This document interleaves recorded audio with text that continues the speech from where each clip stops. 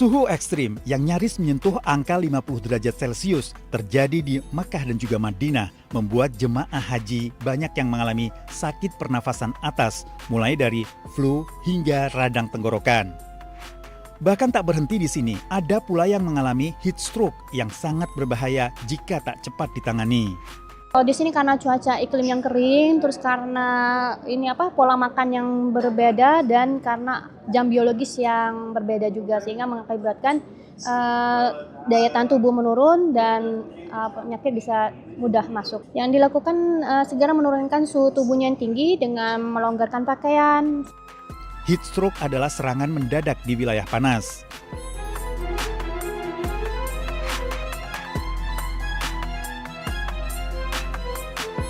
Korban tak bisa mengeluarkan panas tubuhnya. Suhu tubuhnya bisa mencapai 40 derajat Celcius.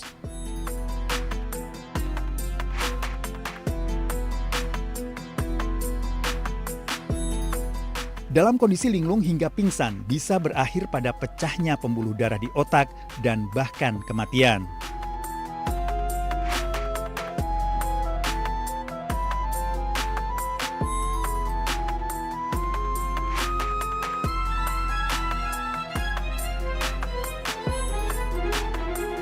Suhu mendekati 50 derajat Celcius bukanlah hal mudah, apalagi bagi warga Indonesia yang sangat jauh berbeda kondisinya dengan di tanah air. Bukan hanya suhu yang menyengat, tapi juga waktu tidur yang singkat, sehingga ada sangat banyak jamaah haji yang sakit, baik yang ringan maupun hingga cukup berat.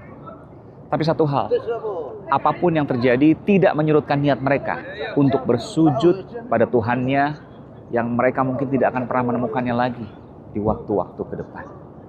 Dari Madinah Al-Munawwarah, Aiman Wicaksono melaporkan.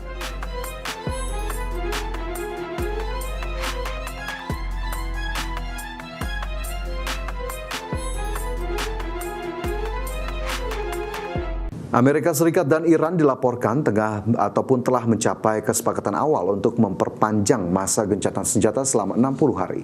Langkah ini dibarengi dengan rencana dialog lanjutan terkait program nuklir Iran.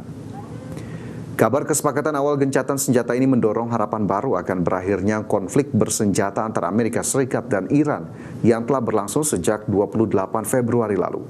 Wakil Presiden Amerika Serikat J.D. Vance mengatakan proses perundingan antara Amerika Serikat dan Iran hingga kini masih berlangsung dan masih membahas sejumlah poin krusial termasuk yang berkaitan dengan penguasaan nuklir oleh Iran.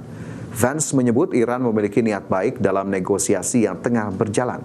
Namun Presiden Amerika Serikat Donald Trump menegaskan dirinya tetap membuka kemungkinan serangan terhadap Iran jika Iran memaksakan kesepakatan yang tidak menguntungkan bagi Amerika Serikat.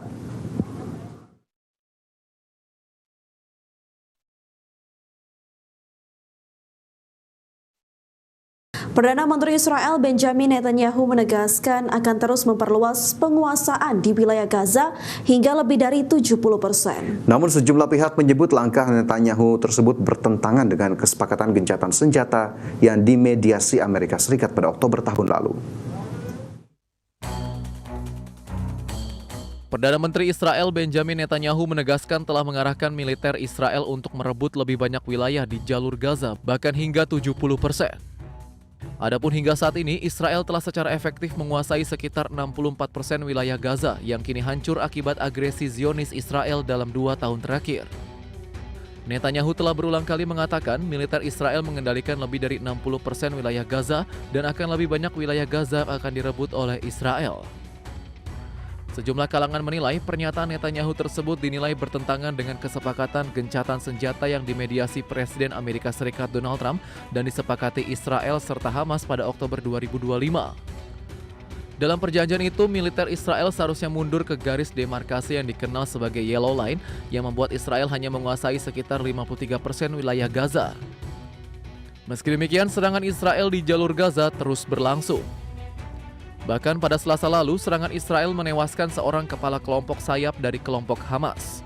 Di sisi lain, warga Palestina memandang perluasan zona penyangga wilayah Gaza oleh Israel sebagai bagian dari strategi untuk secara permanen mengusir mereka. Berbagai sumber IDX Channel. Sementara itu pemirsa, sejumlah sumber di Iran mengklaim rancangan perpanjangan kesepakatan perpanjangan gencatan senjata antara Amerika Serikat dengan Iran belum rampung sepenuhnya. Pernyataan tersebut bertentangan dengan laporan sejumlah media yang menyatakan rancangan tersebut telah selesai dan disusun dan tinggal menunggu pengumuman resmi. Kantor berita semi-resmi Iran, Tasnim, mengutip sumber yang dekat dengan tim negosiator Amerika Serikat dan Iran yang menyatakan bahwa laporan soal finalisasi rancangan perpanjangan gencatan senjata tidak sesuai dengan kenyataan yang sebenarnya. Bahkan menurut sumber tersebut, draft kesepakatan hingga kini belum disusun dengan sempurna. Sumber itu juga menegaskan Iran belum memberitahu Pakistan selaku mediator bahwa kesepakatan tersebut telah dirampungkan. Ia menambahkan apabila kesepakatan pada akhirnya berhasil difinalisasi, maka pemerintah Iran akan menyampaikan informasi tersebut kepada mediator Pakistan maupun kepada publik.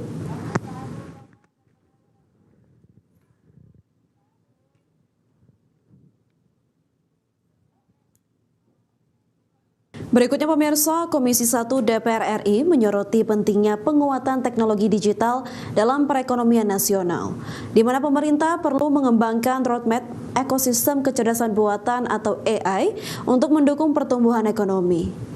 Anggota Komisi 1 DPR RI, Juniko Siahaan, menegaskan pengembangan Artificial Intelligence atau AI dalam mendukung pertumbuhan ekonomi dalam negeri perlu dilengkapi dengan roadmap regulasi ekosistem digital nasional.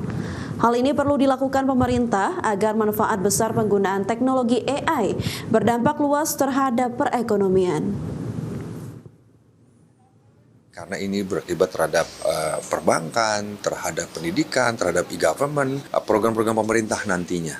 Baik itu sektor kesehatan, kondisi kesehatan mental dari masyarakat Indonesia bisa dibantu oleh AI dan mempertajam efektivitas dari program-program pemerintah. Artinya ini banyak sekali manfaatnya. Kalau untuk hal-hal yang positif seperti yang itu, bagus sekali ya. Tinggal kita salurkan bagaimana baiknya. Tapi masalahnya adalah penggunaan di ruang-ruang publik yang lainnya. Ada deepfake di sana, ya kan, yang juga harus kita hati-hati. Pemerintah kini tengah mengubah pola pembangunan dengan memperkuat investasi sektor real dan pengembangan ekonomi daerah melalui proyek-proyek strategis nasional. Ya, transformasi strategi pembangunan yang dilakukan pemerintah kini mulai menempatkan Danantara sebagai mesin baru penggerak ekonomi daerah. Pemerintah kini tengah mengubah pola pembangunan dengan memperkuat investasi sektor real dan pengembangan ekonomi daerah melalui proyek-proyek strategis nasional.